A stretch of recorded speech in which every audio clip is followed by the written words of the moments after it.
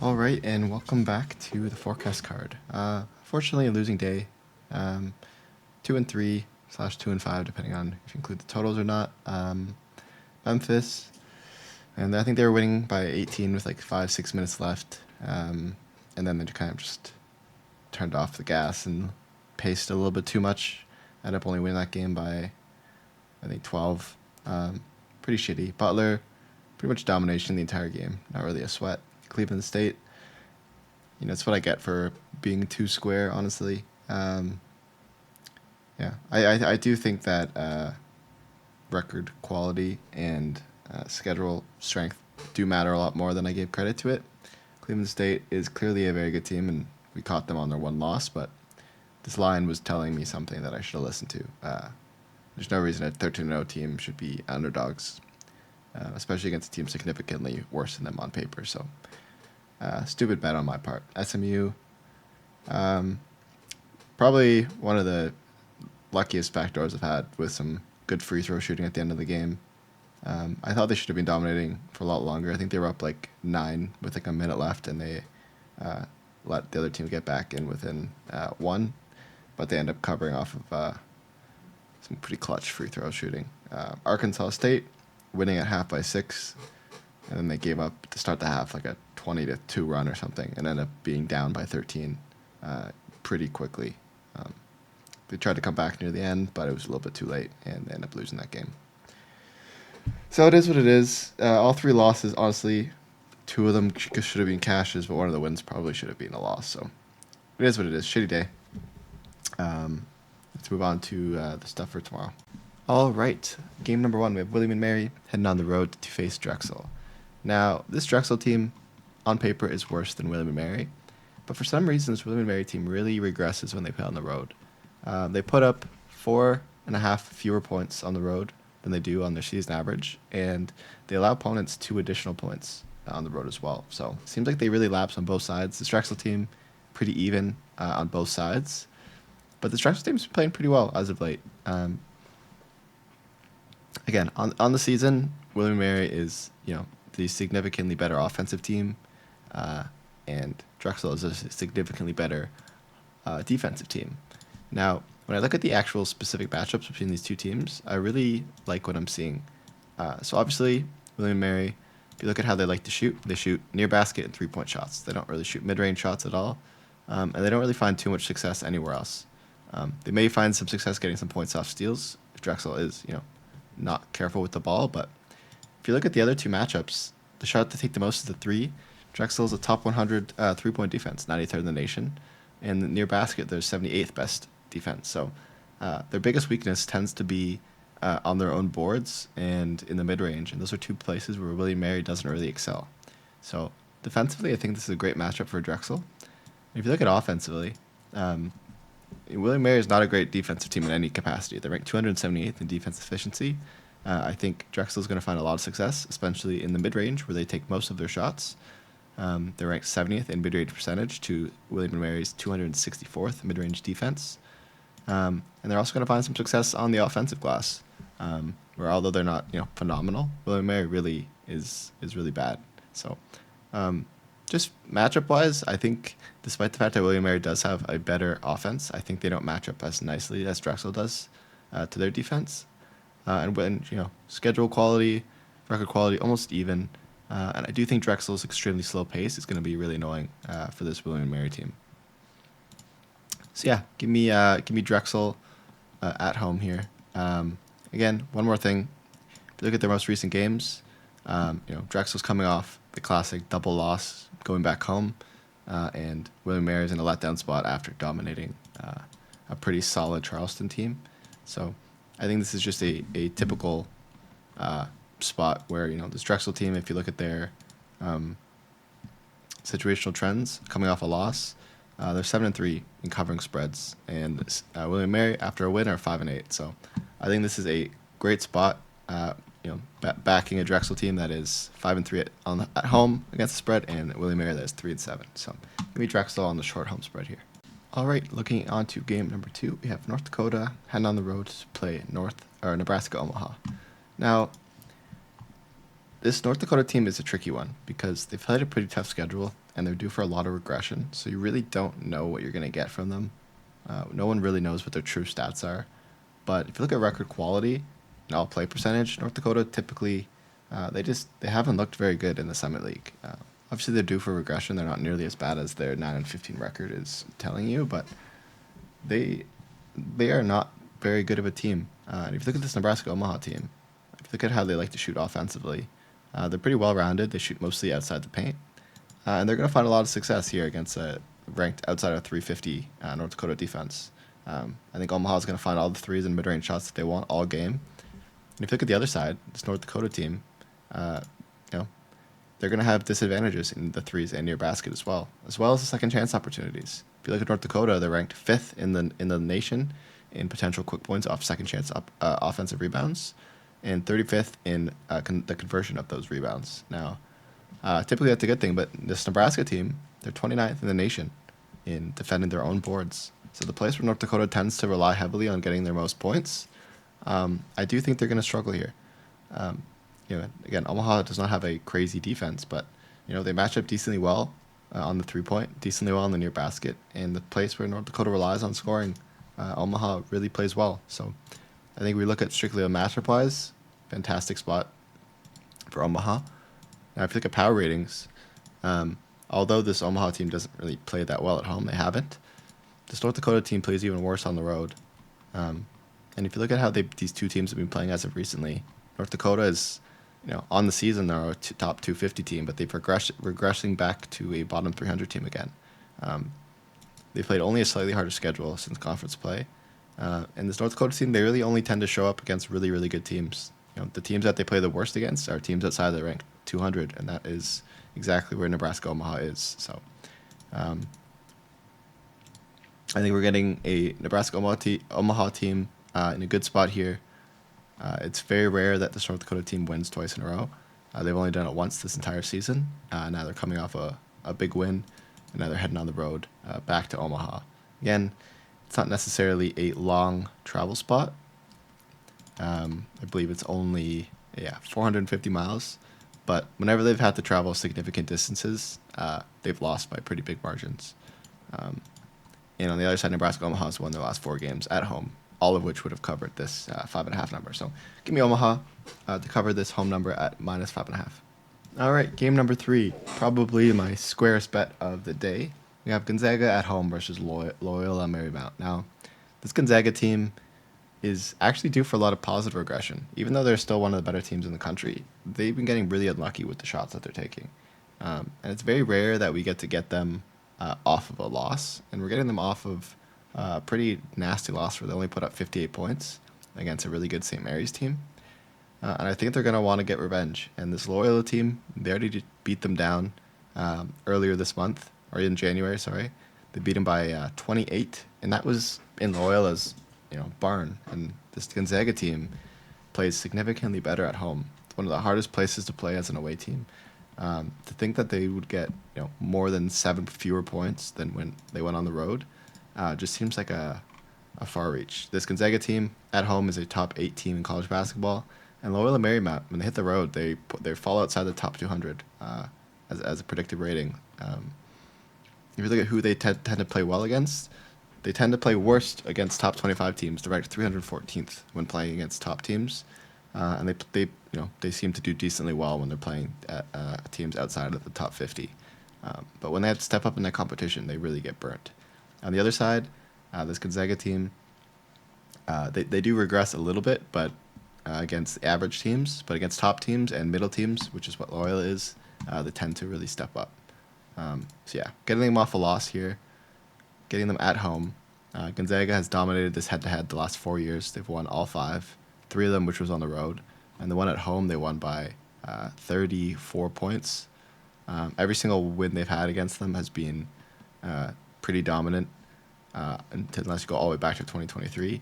I think this Gonzaga team is just significantly better than Loyola Marymount, and now we're getting them in a pissed-off spot after getting absolutely embarrassed by St. Mary's. So give me Gonzaga here to absolutely blow the doors off of Loyola Marymount. All right, game number 4. We have UC Riverside heading on the road to play UC San Diego. Now, this is one of my favorite games today. because there's just a lot of things pointing towards UC San Diego. So UC San Diego is absolutely the better team in this matchup. They've been a borderline top 50 team all year. Ken Palm has moved them up to top 60, and UC Riverside is barely a top 200 team. Now, UC Riverside, a few weeks ago, mid-January, actually beat UCSD by 4 points when UC San Diego came to visit them. Now, since that win, UC Riverside has been riding that momentum, beating teams like UC Irvine, and since then, they've went on to a 5-win streak. On the other side, UC San Diego, they've been just one of the best teams in the nation. Obviously, they lost a UC Irvine team that UC Riverside beat. So you're like, this seems like a really big number. But this UC Riverside team, if you look at regressional numbers, they are due for a ton of regression. They have been playing way above their head. They're 13-8, but shot quality deems them to be 8-13. So they've been getting extremely lucky, especially when it comes to the percentage of shots that they're getting to take from three. If you watch some of these games, you're seeing at least these are contested shots that they're making. Now, if you're looking at the matchup, UC Riverside, they'd like to take mid-range shots and three-pointers. From the mid-range, UCSD is a really good team at defending it. And from three, UC Riverside is not a great three team. They're outside of the top 200. So even though UCSD can't defend it well, I'm not necessarily concerned.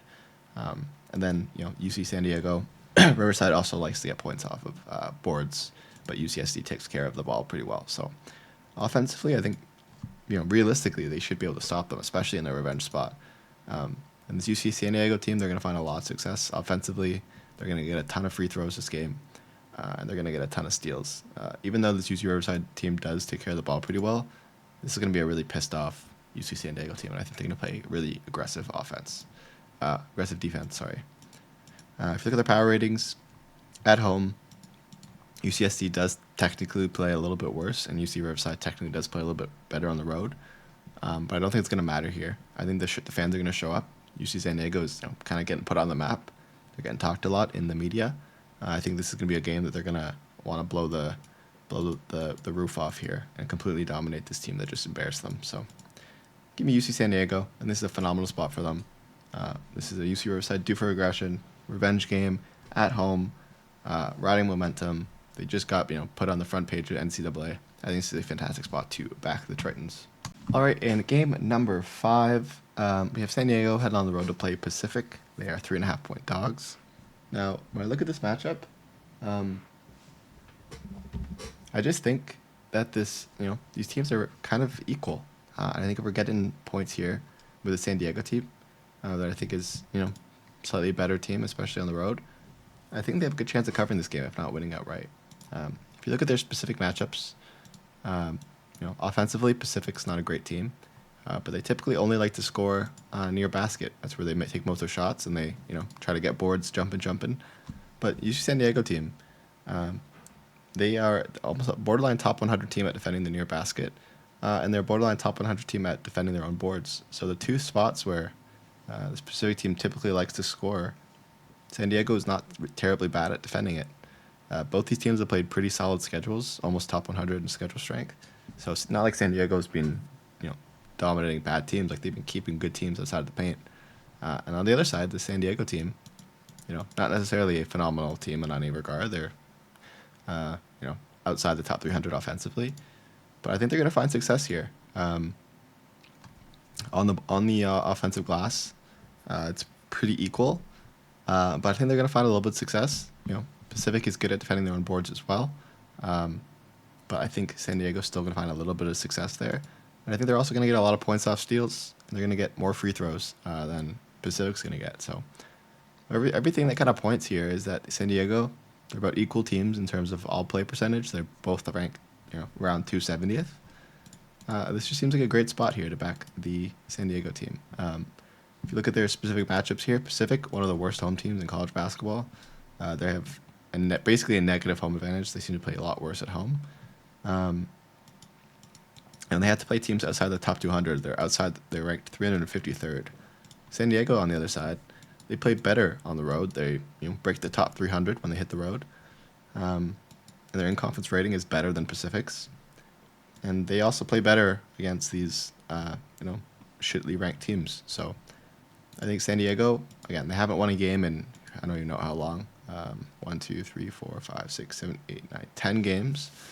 But guess what their last win was? Against Pacific. So I think they match up really well.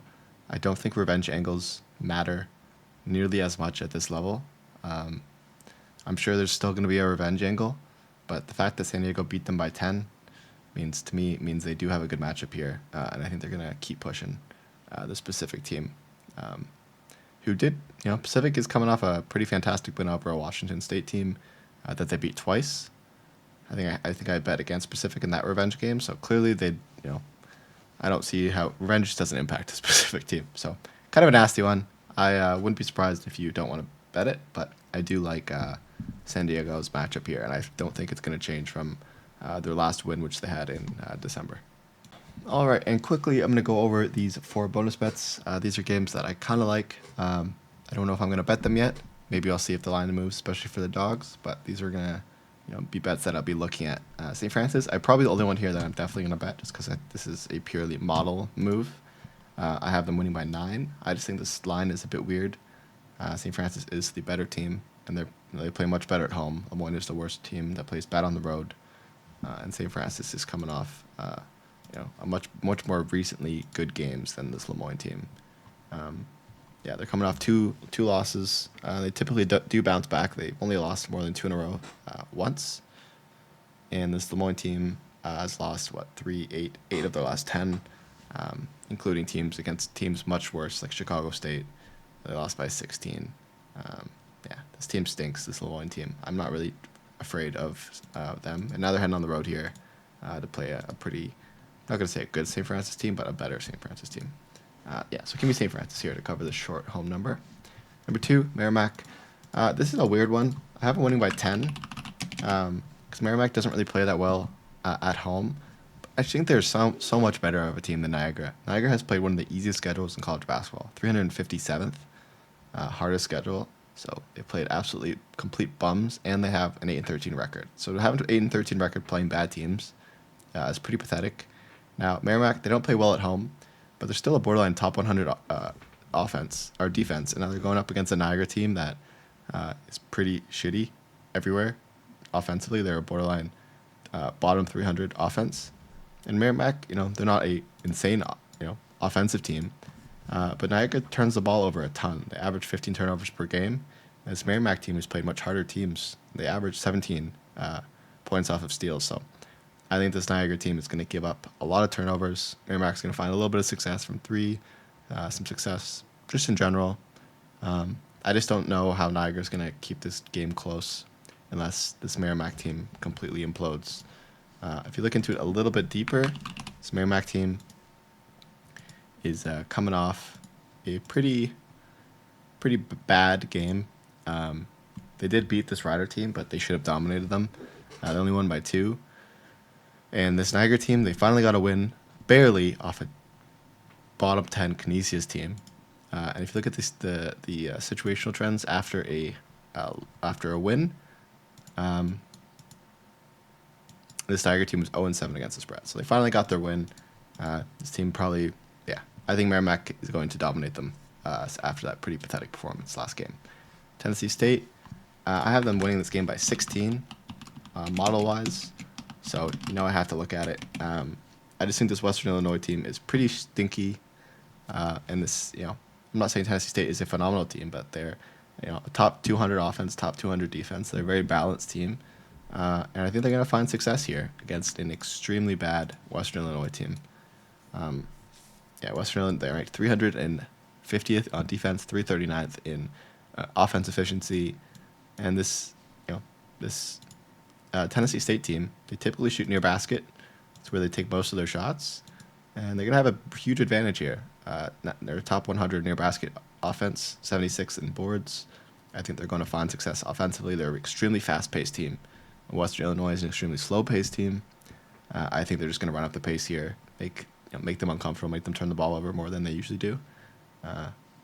This Western Illinois does play better on the road, but I think this projected number here is a little bit too much for me to pass.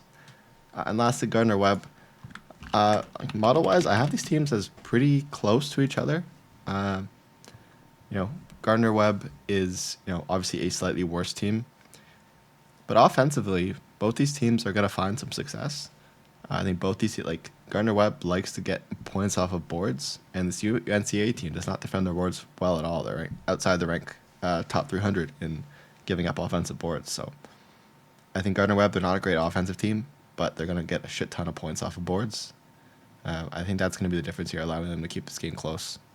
Again, they're not a great defensive team by any means either, but, UNCA is not even a top 100 offense. I think they're getting a few too many numbers here because of the record discrepancy. But I do think Webb is not nearly as bad of a team that their record suggests. So, give me Gardner-Webb to cover the 6.5 number. Again, I'm probably going to bet the first three, and I'm going to keep an eye on the Webb. I think the line likely shifts as public typically likes to bet favorites. So do I. Usually feel a bit more comfortable betting favorites because all the numbers typically lead to the favorites. You kind of have to look for anomalies and good spots. But those are the 9 games I'll be betting. I have a busy day tomorrow, so I decided to post this video in the morning. I'm recording this at night. Hopefully you guys see it before all these lines move. So thank you so much for watching. Hopefully we're due for a good day. I haven't had a sweep on the YouTube yet, but I did have quite a few before I started the YouTube. So hoping that those are going to start coming soon. If you have any questions, want any opinions on any games, leave them down below. As always, check my spreadsheet. It has all my leans and opinions and a few totals that I like as well. Thank you so much for watching, and I'll see you guys tomorrow.